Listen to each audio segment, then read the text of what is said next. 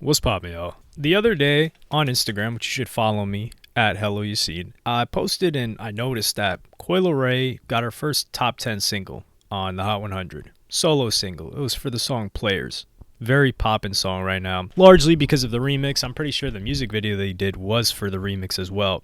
Nevertheless, I had to give her credit. There will probably be a separate video about Coi Leray, but this isn't the main focus. But what made me think, after I had seen the top 10 this week, was that two of the rappers that were on this list, one of them I didn't even really consider, which was Metro Boomin and 21 Savage, when I made this Instagram post. So I got a lot of comments about that. I guess I just didn't see them. Maybe I just looked at Metro Boomin and I thought of him as a producer.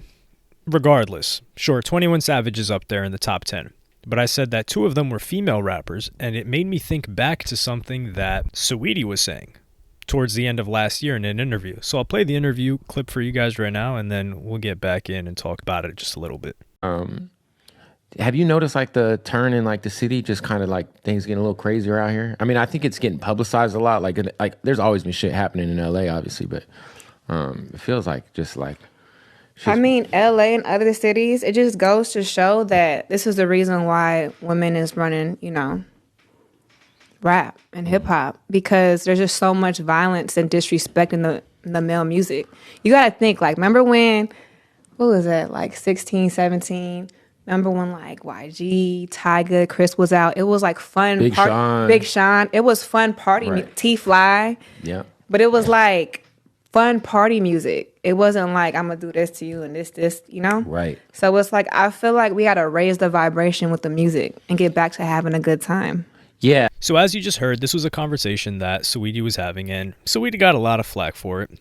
Justifiably so, considering Saweetie's album performance, sales with her EP, noise that she made, it was just laughable. And sales are a different conversation, which I have a lot to talk about in the near future as well. So just stay tuned for that. Subscribe if you haven't already.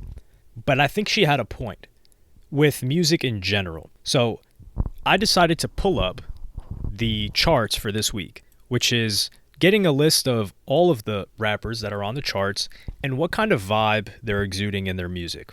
Now, the past couple of years, Bronx Drill was relatively popular, not really on the charts. That's more of like an underground thing.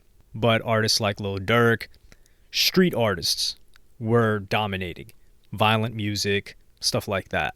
And I think Saweetie was right in that there was a shift and people were kind of fed up. Especially with a lot of people dying, more upbeat music was in demand by the people, and the charts reflect that. Now, keep in mind, Morgan Wallen just dropped an album, and pretty much all of his songs are on the charts. I don't know how long that's going to be a thing. I mean, he is a superstar within the United States, at least. So there's a lot of songs that aren't on here that could have been on here. So the first one was Creeping, obviously. Then the other top two in the top 10 are Boy's a Liar, which is Ice Spice and Pink Panthers, and Coi Leray. Now, people in the Instagram comments were trying to knock both of these songs, saying, well, one of them is just a remix, and the other one is not a rap song. Well, Ice Spice is rapping on Boy's a Liar. It's not like she's singing or doing anything else. Ice Spice pretty much strictly raps. So this isn't even a situation where it's like a Drake that's dropping melodies or something like that. I think it's completely valid. Coi Leray, she is rapping on this track. Sure, the Jersey Club version is the one that got popular and is likely the reason why it's charting so high and continuing to rise in the charts. But it's an upbeat song. Both of these songs, they make you feel good. It's not no demonic energy. It's upbeat. Even if you don't necessarily agree with some of the lyrics, it's a cool song. I can understand why people like it. Like, Players isn't really my type of song. The remix, it's kind of cool. I don't really listen to it though, but I do like the remix better than the original Players song by Coi Leray, not the one that she sampled. Boy's a Liar though, I enjoy that song.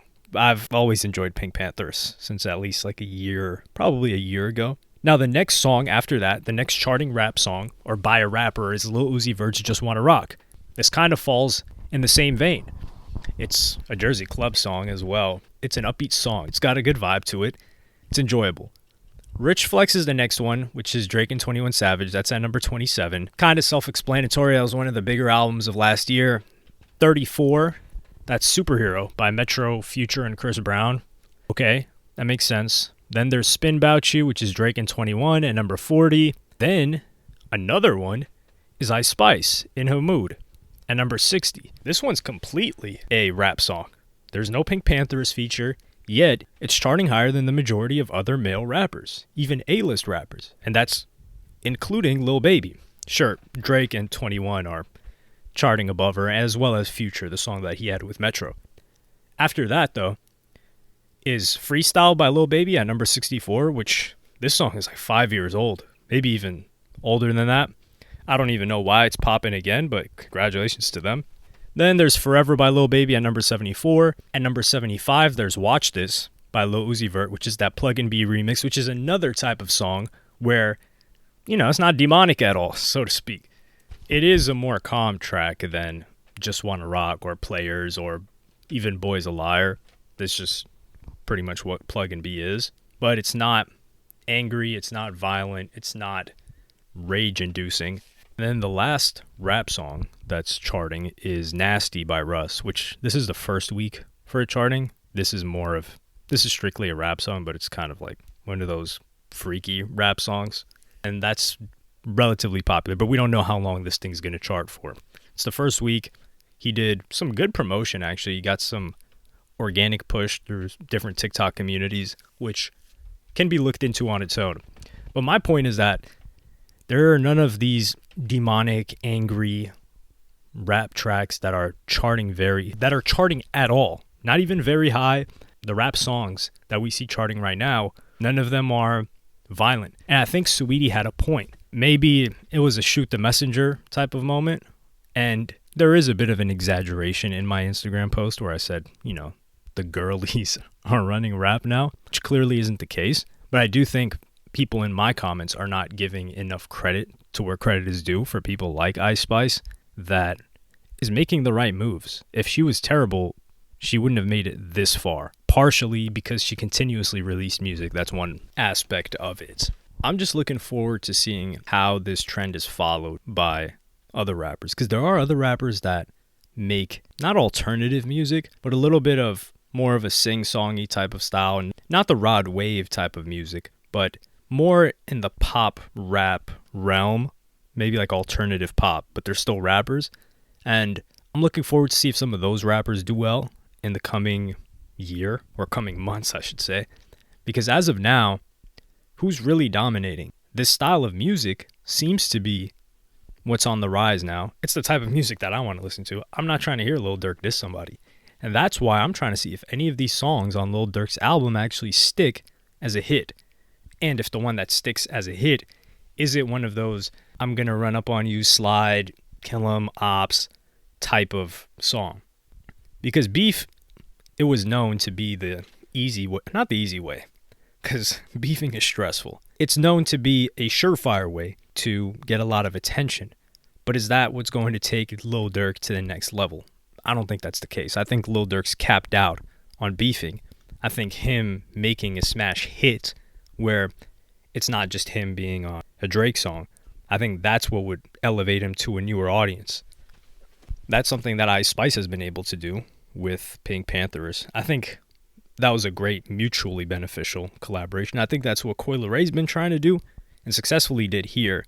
But Coi Leray's always made the music that would potentially be adopted by a bigger audience. It just had to hit eventually, and it did, which is a testament to, I'm just going to hold on to that for the whole separate Coi Leray. My question is, do you think Saweetie had a point? I agree with her statements. I agree, especially now, that she had a good foresight into what was going to happen, even though she said it at that moment, which wasn't the case. She definitely was not one of the people that were propelling it forward.